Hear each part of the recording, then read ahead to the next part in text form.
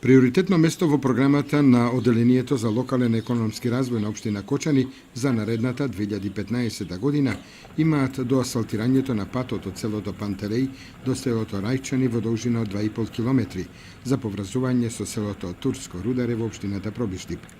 За ова намена се планирани 16 милиони и 814 илјади денари.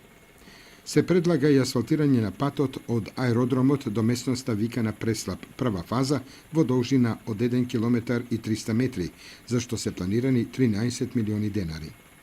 За подобрување на локалната инфраструктура и руралниот развој во селото Ризари ќе се асфалтира улицата Гоце Делчев и нејзино поврзување со регионалниот пат Кочани-Виница.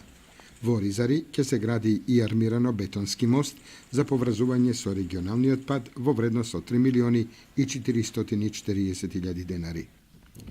Ќе се работи на изработка на техничка документација за изградба на мали акумулации во местноста Арамиска чешма. Создадени се услови за регионален развој и развој на туризмот на локалитетот Арамиска чешма, за што се планирани 1 милион и 750 илјади денари. Се планира изработка и на техничка документација, реконструкција и уредување на ловниот дом во Кочани, со планирани средства од 7 милиона и 380 илјади денари, како и изградба на музеј на оризот во општината. При тоа ќе се направи избор на локација, изработка на технички проект и сето тоа во вредност од 8 милиони и 300 илјади денари.